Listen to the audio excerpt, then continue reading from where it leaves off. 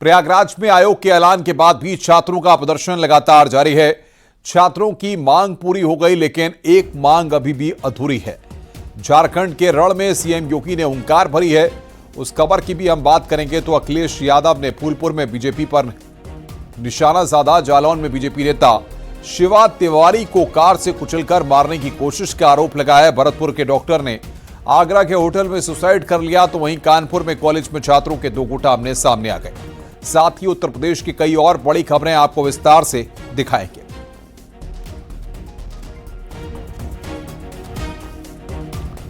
प्रयागराज में आयोग के ऐलान के बाद भी छात्रों का प्रदर्शन जारी है। आयोग ने पीसीएस प्री एग्जाम पहले की तरह कराने का ऐलान किया है। साथ ही आरओ की परीक्षा को स्थगित करते हुए कमेटी बना दी है, लेकिन छात्र इतने भर से संतुष्ट नहीं हैं। छात्रों का कहना है कि जब तक आरओ का एग्जाम भी एक शिफ्ट में नहीं होगा, आंदोलन जारी रहेगा। छात्रों का आरोप है कि आयोग डिवाइड एंड रूल की पॉलिसी अपना रही है, लेकिन हम न तो हटेंगे न ही बटेंगे। छात्रों ने साफ तौर पर कह दिया है कि पीसीएस प्री की तरह आयोग को आरओ का एग्जाम एक ही दिन और एक ही शिफ्ट में कराना होगा।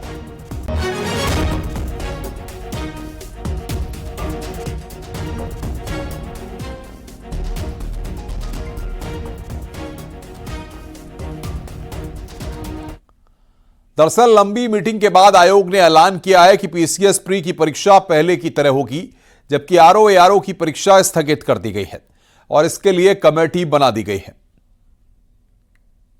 मुख्यमंत्री जी के पहल पर आयोग पीसीएस प्रारंभिक परीक्षा 2024 को सैद्धांतिक रूप से पूर्व के भांति एक दिवस में कराए जाने का निर्णय लिया गया।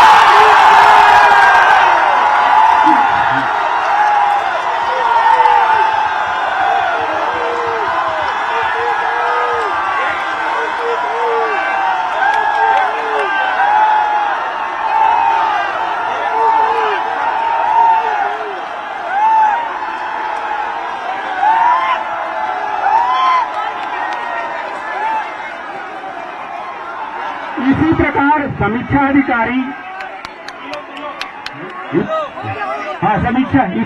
समीक्षा अधिकारी, सहायक समीक्षा अधिकारी आदि प्रारंभिक परीक्षा 2023 को पारदर्शी, दूरदर्शिता एवं सुचितापूर्ण ढंग से संपन्न कराने के उद्देश्य से सारे तथ्यों का समेकित अनुसंधान करने हेतु आयोग द्वारा समिति का गठन किया गया है, जो सभी पहलुओं पर विचार कर अधिशीघ्र अपनी रिपोर्ट प्रस्तुत करेगी। आयोग के फैसले के बाद भी छात्र अड़े हुए हैं और इसे डिवाइड एंड रूल बता रहे हैं। क्या कहना है छात्रों का, आइए आपको सुनवाते हैं। हम लोग की मांगे आरओ और पीसीएस दोनों परीक्षाओं को लेकर थी। इन्होंने पीसीएस के बारे में कहा कि पूर्व की भांति होगी, 1 डे 1 शिफ्ट होगी, लेकिन क्या तारीख बताई? अभी तारीख नहीं बताया ना, कहा कि स्थगित की जाती है। जो डेट पे होने वाले थे उस डेट को हम लोग आगे बढ़ाएंगे, लेकिन आरओ के बारे में उन्होंने कहा है कि कमेटी बना के करेंगे। इसमें फिर बात है, जब तक स्पष्टीकरण नहीं देते हैं तब तक हम लोग नहीं हटेंगे। हमारी ये मांग है कि समीक्षा अधिकारी की भी परीक्षा भी पूर्व की तरह हो और नोटिस दी जाए हमें। हमारी यही मांग है कि हमारी आरओ और पीसीएस की परीक्षा एक शिफ्ट में चाहिए। हमको यहाँ से नोटिस बिना नोटिस हम जाएंगे ही नहीं। पीसीएस की मांग आपकी मान ली गई है? पीसीएस की मांग, जब तक आरओ का नोटिस नहीं आ जाएगा, पीसीएस की नोटिस अपने हाथ में नहीं रखेंगे। मांग तो मानी गई, लेकिन हम लोगों को भी नोटिस चाहिए ना। बिना लिखित नोटिस से कैसे मान लें? बगैर नोटिस कभी नहीं जाएंगे। नहीं, हम नोटिस के बगैर नहीं जाएंगे। और पीसीएस के लिए बोला गया है, लेकिन अभी आरओ के लिए नहीं बोला गया है। अच्छा, ये जो आरओ की परीक्षा है वो 22 और 23 की थी, उसको स्थगित कर दिया। एक कमेटी गठित की है, उस कमेटी पर भरोसा नहीं है? कमेटी पे कोई भरोसा, जब तक हमको लिखित नोटिस नहीं मिल जाता तब तक हम लोग यहाँ से नहीं जाएंगे। फिर आप लोगों का भी आंदोलन नहीं होगा? हाँ, जब तक नोटिस नहीं आ जाती है तब तक हम लोग नहीं हटेंगे। लिखित नोटिस के बगैर बिना नोटिस के हम लोग जाएंगे ही नहीं। जाएंगे, नोटिस चाहिए। नोटिस और एआरओ के लिए भी हमको 1 डे 1 शिफ्ट चाहिए। एआरओ को भी 1 डे 1 शिफ्ट। बताइए, आप बताइए क्या मांग है? हमारा मांग अभी जो अधिकारियों ने यहाँ पर आकर कहा है, ऑफिशियल तरीके से नोटिस जारी। यूपीपीएससी परीक्षा पर अखिलेश यादव का पोस्ट, बीजेपी सरकार पीछे हटी, चुनाव में हार बीजेपी का असली इलाज है। अभ्यर्थियों की जीत होगी सरकार, इन्हें झुंझुना नहीं पकड़ा सकती। जब एक परीक्षा हो सकती है तो दूसरी क्यों नहीं? यूपीपीएससी परीक्षा पर अखिलेश यादव ने यहां पर पोस्ट किया है। बीजेपी सरकार पीछे हटी, अखिलेश यादव ने पोस्ट किया है। चुनाव में हार बीजेपी का असली इलाज है।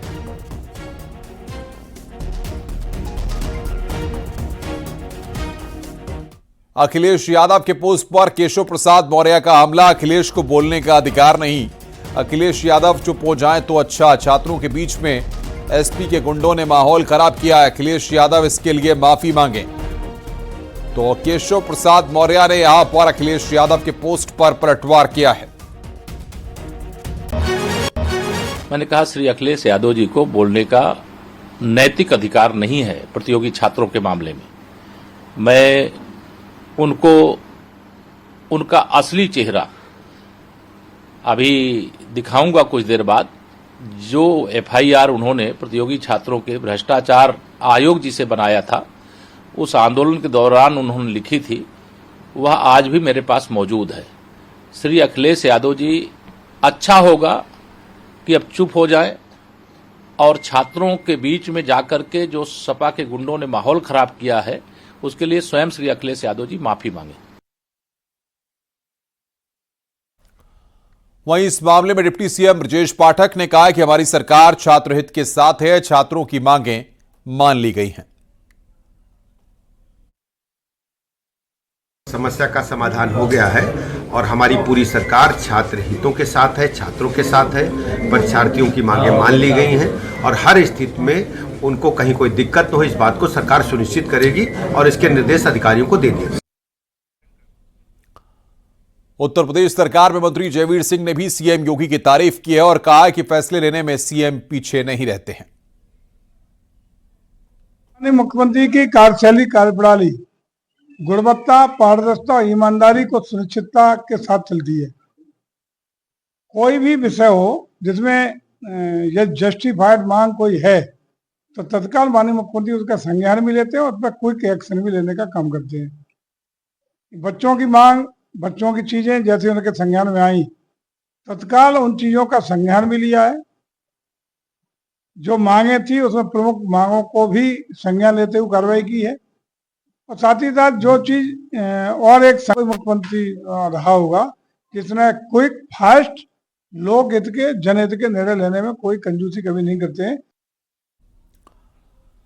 एक तरफ सत्ता पक्ष फैसले को सही बता रहा है तो दूसरी तरफ विपक्ष हमलावर है। मैनपुरी से डिंपल यादव ने सरकार पर निशाना साधा है। छात्रों के जो प्रोटेस्ट है उनका समर्थन करते हैं क्योंकि जो उनकी मांग है वो जायज है और लगातार बीजेपी की सरकार और पूरा शासन प्रशासन और स्पेशली सरकार, चाहे वो छात्र हो, चाहे वो हमारे शिक्षक भाई और बहन हो, लगातार इस तरह की कार्रवाई होनी चाहिए थी। जिस तरह की शासन के द्वारा, प्रशासन के द्वारा सरकार को जिस तरह के फैसले लेने चाहिए थे, सरकार हमेशा अपनी आंख बंद करके बैठी हुई रहती है।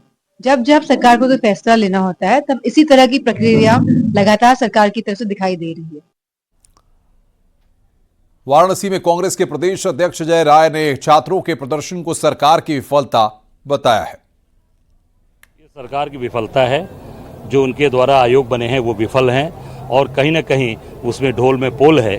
सरकार को अपनी कमियों के कारण से झुकना पड़ा और मैं उन बच्चों को, नौजवान अपने साथियों को मैं धन्यवाद देना चाहूँगा कि उनकी एकजुटता, उनकी मजबूती ने इस पूरे सरकार को झुकने पर मजबूर कर दिया। अरे हमारे आपके सभी बच्चों का भविष्य अंधकार में है, हम निश्चित तौर से बच्चों के साथ खड़े हैं। हाँ, जहाँ तक उनको सहयोग की बात है, सपोर्ट की बात है, हम लोगों ने उनको मॉरल सपोर्ट किया, हम लोगों ने उनको मानसिक रूप से मजबूत किया और वो बच्चे लड़े हैं, लड़ाई उनकी है, लड़ाई वो लड़कर जीते हैं। ग्रेटर नोएडा में डॉक्टर पर लापरवाही का आरोप लगा है। 7 साल के बच्चे की आंख का गलत ऑपरेशन करने का आरोप है। ऑपरेशन के नाम पर अस्पताल ने 45,000 रुपए वसूले हैं। आरोप के मुताबिक बच्चे की लेफ्ट आंख में दिक्कत थी, लेकिन डॉक्टर ने राइट आई का ऑपरेशन कर दिया। परिजन ने सीएमओ से शिकायत की है। अस्पताल प्रबंधन और डॉक्टर पर कार्रवाई की मांग की है। परिजन ने अस्पताल में भी हंगामा किया। वहीं हॉस्पिटल मैनेजमेंट का कहना है कि ऑपरेशन नहीं किया, नॉर्मल प्रोसीजर से आंख से प्लास्टिक निकली और नर्सिंग स्टाफ की गलती से पट्टी गलत आंख की कर दी। मामला आनंद स्पेक्ट्रम हॉस्पिटल का है। कि हमारे पास एक बच्चा आया मंगलवार को जिसका नाम था युधिष्ठिर। वो 2 या 3 महीने से परेशान था। उसने हमारे नेत्र चिकित्सक ने देखने के बाद उसे बताया कि आपकी आंख में एक फॉरेन बॉडी चिपकी हुई है, एक प्लास्टिक का टुकड़ा चिपका हुआ है। उसके बाद उसका एक छोटा सा प्रोसीजर हुआ, कोई भी हमने ऑपरेशन नहीं किया और बच्चा बिल्कुल ठीक है। हमारे नर्सिंग स्टाफ से ये गलती हुई कि वो लेफ्ट की जगह उसने राइट पे पट्टी रख दी है। मैं उसके अटेंडरों से ये रिक्वेस्ट करना चाहता हूँ, सेकंड ओपिनियन भी ले सकता है। कानपुर देहात पुलिस ने चेकिंग के दौरान दुकानजा तस्करों को गिरफ्तार किया। पुलिस को देखकर तस्करों ने भागने की कोशिश की। इसी दौरान पुलिस ने घेराबंदी कर गिरफ्तार कर लिया। तस्करों से एक कार, 5 किलो गांजा, 1,25,000 कैश बरामद किया गया है। तौल करने की इलेक्ट्रॉनिक मशीन भी मिली है। दिल्ली से गांजा लाकर कानपुर देहात में सप्लाई करते थे। मामला भिवान नहर के पास का है।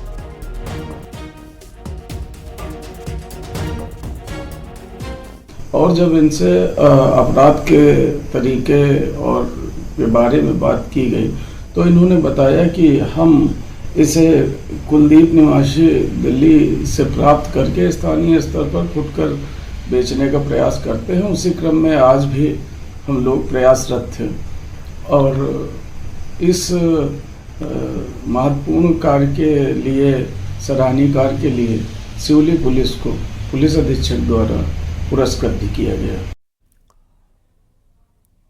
महोबा में पशुओं से भरे 4 ट्रक को वीएचपी और बजरंग दल के कार्यकर्ताओं की निशानदेही पर पुलिस ने पकड़ा है। महोबा से उन्नाव जाने के दौरान चारों ट्रकों में क्षमता से अधिक जानवर भरे होने की सूचना मिली थी।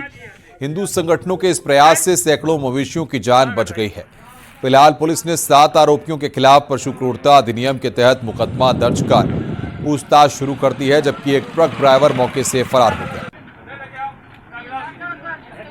कबरई बाईपास रोड पे कुछ ट्रक DCM गाय लेके जा रहे हैं, जिसको मैंने वहां जाके पकड़ा तो 4 ट्रक निकले, जिसमें भैंसें लदी हुई थी और एक ट्रक जल्दीबाजी में भागाने के चक्कर पे एक्सीडेंट भी हो गया है। प्रशासन को बुला दिया गया है, प्रशासन अपन उचित कार्रवाई कर रही है। नोएडा पुलिस ने एक ऐसे गैंग का भंडाफोड़ किया जो ATM कार्ड बदलकर रुपए निकाल लेता था। आरोपी अंकुर और देवेंद्र को पुलिस ने गिरफ्तार किया है। 39 अलग अलग बैंक के ATM कार्ड बरामद किए गए हैं। साथ ही 53,000 कैश, अवैध हथियार और बाइक भी मिली है। आरोपियों ने पूछताछ में बताया कि वो उन लोगों को टारगेट करते हैं जो बुजुर्ग या फिर ATM कार्ड का यूज नहीं कर पाते थे। मदद के नाम पर ATM कार्ड बदल दिया करते थे।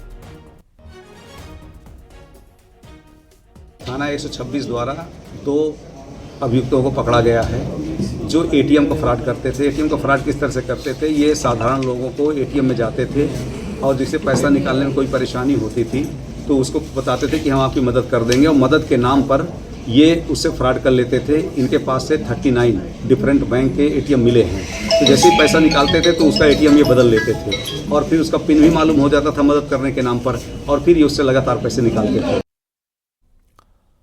खबर सहारनपुर से। अमृतसर से सहरसा जा रही जनसेवा एक्सप्रेस में उसे समय खलबली मच गई जब 3 बदमाशों ने चाकू के बल पर यात्रियों से लूटपाट शुरू कर दी और कई को चाकू मारकर घायल कर दिया। मोबाइल, कैश लूटकर चलती ट्रेन से कूदकर फरार हो गए। जगाधारी रेलवे स्टेशन से रवाना हुई ट्रेन में जनरल कोच में 3 बदमाश चढ़े और चाकू मारकर यात्रियों को घायल करना शुरू कर दिया। बदमाशों के हमले में 4 यात्री घायल हो गए। ट्रेन के सहारनपुर पहुंचने पर रेल अधिकारियों ने यात्रियों का इलाज कराया।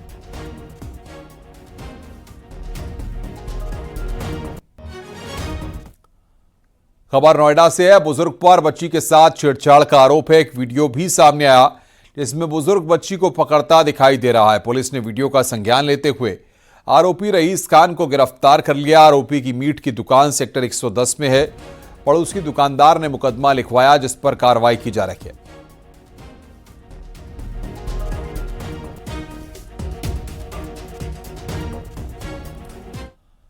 खबर बदायूं से। एक शख्स ने बेटे के सामने पत्नी की गला काटकर हत्या कर दी और रात भर अपने बेटे के साथ पत्नी के शव के पास बैठा रहा। सुबह आरोपी पति घर से फरार हो गया। सदर कोतवाली क्षेत्र के मोहल्ला शिवपुरम की यह वारदात है। आरोपी किराए के मकान में रहता है। परिवार के साथ मकान मालिक की सूचना पर पहुंची पुलिस को बेटे ने पूरी घटना बता दी है। पुलिस फॉरेंसिक टीम की मदद से घटना की जांच पड़ताल में जुटी है। बताया जा रहा है कि पति पत्नी के बीच आए दिन कहासुनी और मारपीट होती थी। मुझे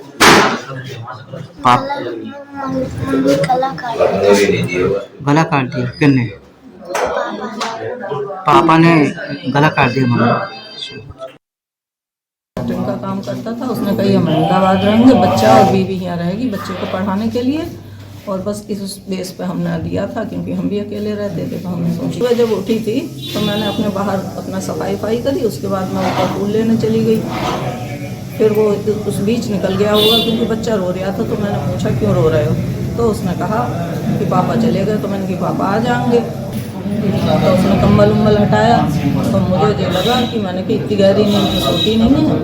तो फिर मैं बाहर गई, मैंने बाहर पड़ोसने से देखी, फिर मैंने उन्होंने कही तुरंत पुलिस को कॉल कर दो, तो मैंने पुलिस को कॉल किया।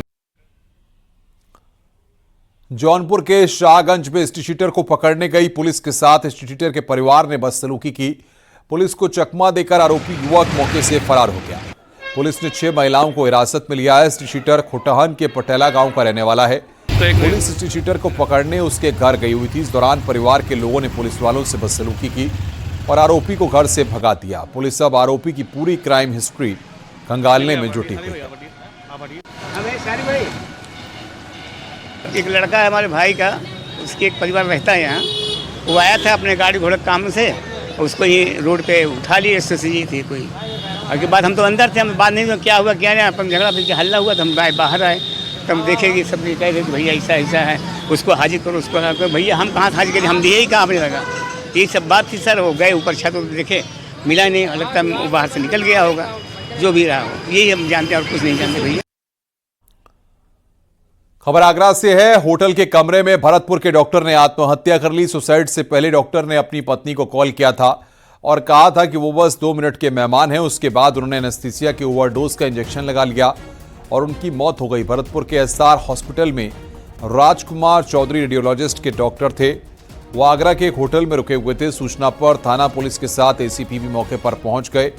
पुलिस जांच कर रही है कि आखिर सुसाइड के पीछे की वजह क्या है।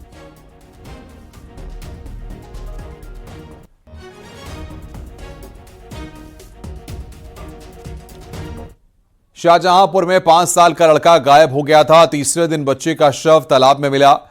परिजनों ने हत्या का आरोप लगाया है। मामला कटरा थाना इलाके का है। परिवार ने बच्चे की गुमशुदगी दर्ज कराई थी। पुलिस ने फॉरेंसिक टीम के साथ तालाब पर पहुंचकर शव को बाहर निकलवाया और पोस्टमार्टम रिपोर्ट के लिए भेजा है।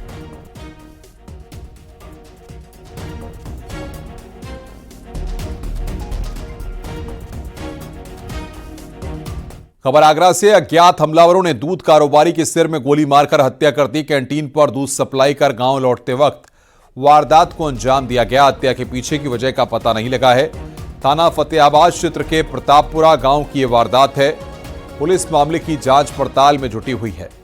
हत्याकांड के खुलासे के लिए 4 से 5 टीमें लगाई गई हैं। इसमें सर्विलांस और एसओजी की टीम भी शामिल है।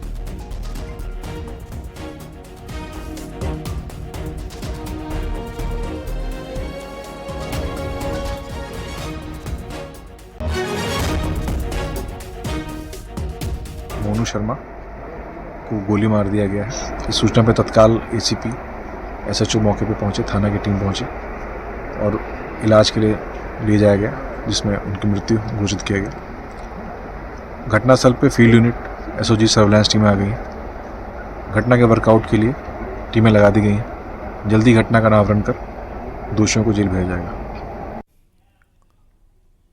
हापुड़ में गंगा कार्तिक मेले में श्रद्धालुओं पर फूल बरसाए गए। हेलीकॉप्टर से मेला क्षेत्र पर पुष्प वर्षा की गई। अमरोहा सांसद कंवर सिंह तंवर ने पुष्प वर्षा की। गढ़मुक्तेश्वर में गंगा कार्तिक मेला लगा हुआ है, जिसमें बड़ी संख्या में श्रद्धालुओं का जमावड़ा लग रहा है।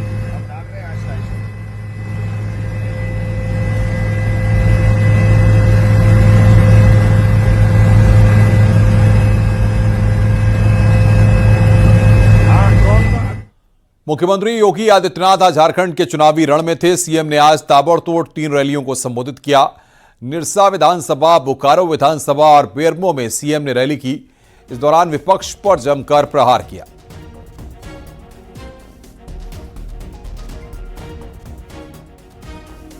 बहनों और भाइयों, आज झारखंड के अंदर ये जो इंडी गठबंधन, कांग्रेस, झारखंड मुक्ति मोर्चा और आरजेडी की सरकार कार्य कर रही थी, यह आपस में लड़ाने का काम कर रही है। संथाल को मुंडा से लड़ाएगी, पासवान को मुसहर से लड़ाएगी, जाति को आपस में लड़ा करके बांग्लादेशी घुसपैठियों को, रोहिंग्या मुसलमानों को, आपकी जमीनों को कब्जा करवा करके आपके संसाधनों पर लूट खसोट करवाएगी।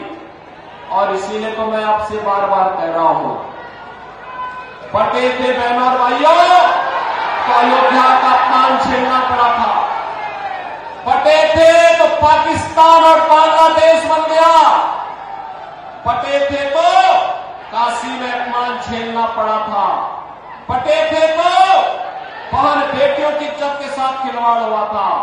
इसलिए बटे थे तो कटे थे, कटेंगे तो कटेंगे, एक रहना है, एक रहेंगे तो सेफ रहेंगे, नेक रहेंगे, एक रहेंगे तो, और यह काम केवल भाजपा कर सकती है। सोलापुर में रैली के दौरान असदुद्दीन ओवैसी उस वक्त हैरत में पड़ गए जब सोलापुर पुलिस ने भरे मंच पर नोटिस दे दिया। सोलापुर में चुनाव प्रचार के दौरान पुलिस ने ओवैसी को नोटिस देकर भड़काऊ भाषण न देने की हिदायत दी। ओवैसी सोलापुर में AIMIM के उम्मीदवार फारूक शाब्दी के लिए चुनाव प्रचार करने के लिए पहुंचे थे। इस पर तंज कसते हुए ओवैसी ने फिर 15 मिनट का जिक्र किया। हालांकि तुरंत बाद उन्होंने गुस्ताखी होने की एक्टिंग की।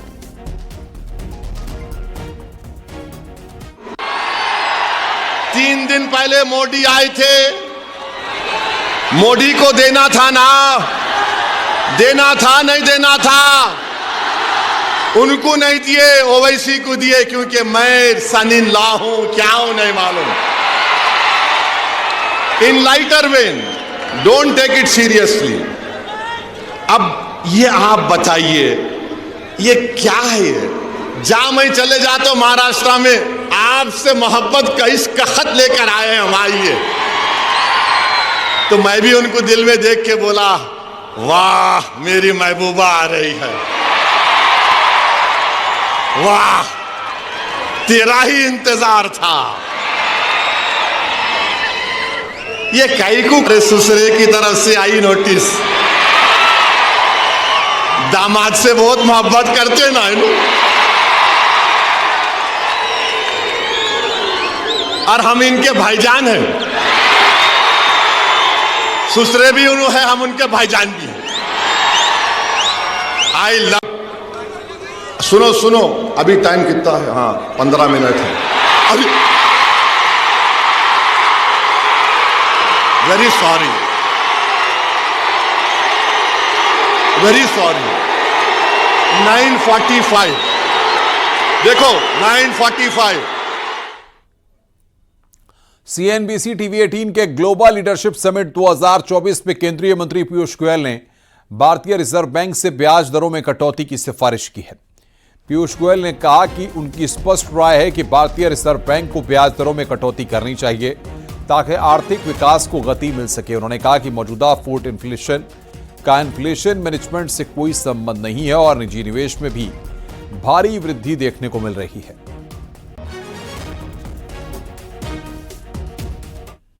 Certainly believe they should cut interest rates.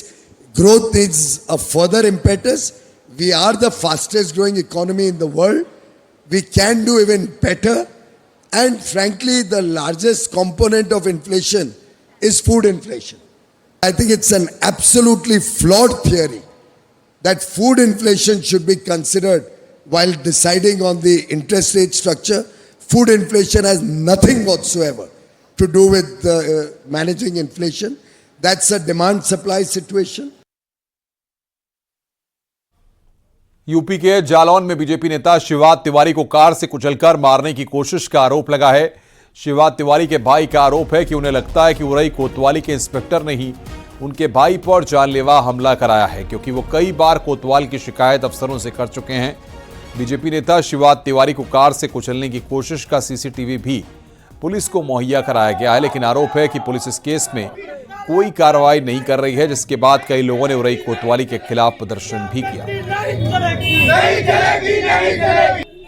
हमारे भाई को जान से मारने का प्रयास नीरज दुबे रेनिया द्वारा किया गया है, जिसकी हम लोगों ने कल प्रार्थना पत्र दिया था और उसका वीडियो भी मैंने उरई इंस्पेक्टर और संबंधित चौकी डिप्टीगंज चौकी के दरोगा को उपलब्ध कराया। हमने उनको दिखाया भी कि हमारे भाई को पूरे होश और आवाज में जान से मारने का प्रयास किया गया, जिसका वीडियो भी। ये जुआड़ियों के और बालू से बड़े मोहरमों को ट्रक की एंट्री लेते हैं और जुआड़ियों को बढ़ावा देते हैं। इनके होने से निरंतर उरई नगर क्षेत्र में चोरी, गुंडागर्दी, लूटपाट और यहाँ पर लगातार चाहे मेडिकल हो, चाहे यहाँ पर जुगाड़ियों की फाड़ हो, लगातार इनके संरक्षण में लगाए जा रहे हो। जब पुलिस उरई इंस्पेक्टर को उसको मौका मिला तो उसने हमारे भाई के ऊपर, हमें तो लगता है उरई इंस्पेक्टर ने हमारे भाई को जान से मरवाने का प्रयास किया, क्योंकि जब मैं वहां पर पहुंचा तो उरई इंस्पेक्टर ने हमको धमकी दी कि यहाँ से निकल जाइए वरना हम तुमको